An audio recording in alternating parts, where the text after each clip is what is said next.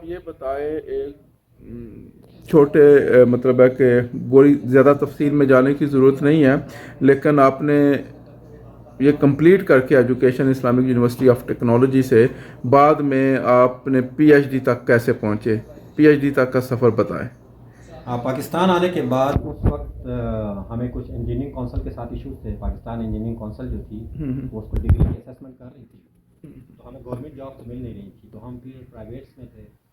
तो मैं एक प्राइवेट कंपनी में मुझे जॉब मिली जो गुजरांवाला में थी, और वो ये कंप्यूटर बेस्ड ट्रेनिंग प्रोग्राम बना रहे थे पाकिस्तान एयरफोर्स वालों के।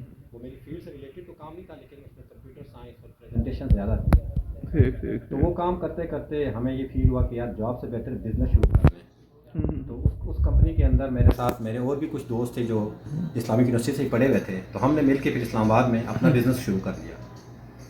और अपने बिज़नेस में भी हमें काफ़ी फ़ायदा भी हुआ, कुछ एंड पे नुकसान भी हुए, क्योंकि हम बिज़नेस माइंडेड थे नहीं। तो जब हम ये बिज़नेस अपना कर रहे थे तो उसी वक्त मुझे एक offer I Ghulam Isa Khan institute of engineering technology पे। तो वहाँ पे पहले टेस्ट इंटरव्यूज़ हुए, तो उनमें पूरे पाकिस्तान से 43 जो थे वो आए थे कैंडिडेट्स, और उसमें उन्होंने सिर्फ 3 बंदों को रखना था। ठीक। तो उसमें टॉप पे मैं आया। उसके बाद एक यूईटी टेक्सला की शायद एक लड़की थी, और एक यूईटी लाहौर का एक लड़का था, 3 थे। और मेरे साथ एक दोस्त थे मेरे इरफान सोहेल, जो उन्होंने मेरे साथ डिग्री की थी। तो उनको स्कॉलरशिप इसलिए फ्री में मिल गया था क्योंकि वहाँ के जो डीन थे, जो वाइस चांसलर हैं, उन्होंने जब मेरी परफॉर्मेंस देखी तो उन्होंने कहा ये भी तुम्हारे ग्रुप के हेड हैं, तुम्हारे साथ इन्होंने प्रोजेक्ट किया था फाइनल ईयर। मैंने कहा यस। तो वो कहते हैं कि यार फिर तुम भी आज, उसको भी वो स्कॉलरशिप मिल गया।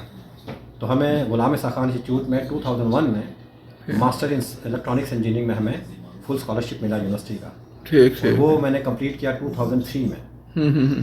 2003 में कंप्लीट करने के बाद फिर मैं आया, तो पहले मैं ये जो ZTE जो है हमारी जोंग, कुछ जों एसएस में काम किया, लेकिन जोंग जो थी वो वहाँ का जो जिसका एनवायरनमेंट था तो मुझे पसंद नहीं आया। तो मेरे वालिदैन मुझे कह रहे थे कि भाई आप ऐसी कोई जॉब करें जो गवर्नमेंट की हो।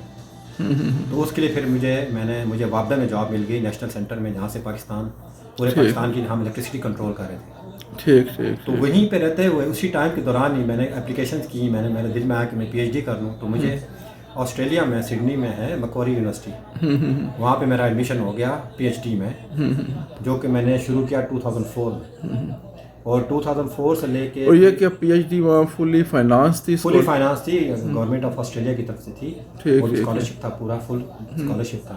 ठीक तो है। वो मेरी 2008 में यानी पीएचडी 4 साल में कंप्लीट हुई, और फिर एग्ज़ाम करते करते मुझे 2009 में जो है वो मुझे पीएचडी मिली।